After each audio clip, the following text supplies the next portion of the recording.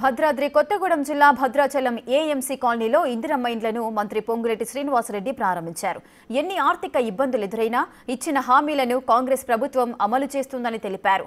20 లక్షల ఇళ్లు నిర్మించేందుకు ప్రభుత్వం కృషి చేస్తుందని, అర్హులైన ప్రతి పేదవానికి ఇంటిని నిర్మించి అందిస్తామని హామీనిచ్చారు. ఈ కార్యక్రమంలో జిల్లా కలెక్టర్తో పాటు పలువురు పాల్గొన్నారు.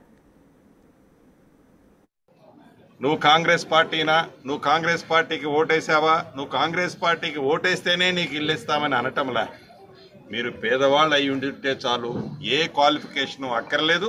మీరు ఏ పార్టీ అయినా కూడా ఇందిరమ్మ రాజ్యంలో పేదవాడికి న్యాయం జరుగుతుందనటానికి నిదర్శనమే ఈ ఇందిరమ్మ ఇళ్ల కార్యక్రమం. అంతేకాదు, రాబోయే ఈ సంవత్సరం రాష్ట్ర వ్యాప్తంగా 4,50,000 ఇళ్ళు మొదట విడత ఇస్తున్నాం.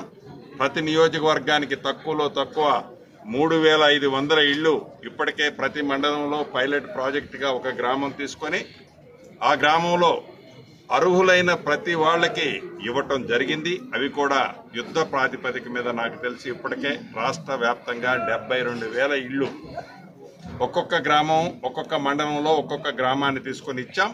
మిగిలిన ఇళ్ల కూడా ఈ ఉగాది లోపే ఇచ్చే ఆలోచనతో ఈ ప్రభుత్వం ముందుకు నడుస్తుంది.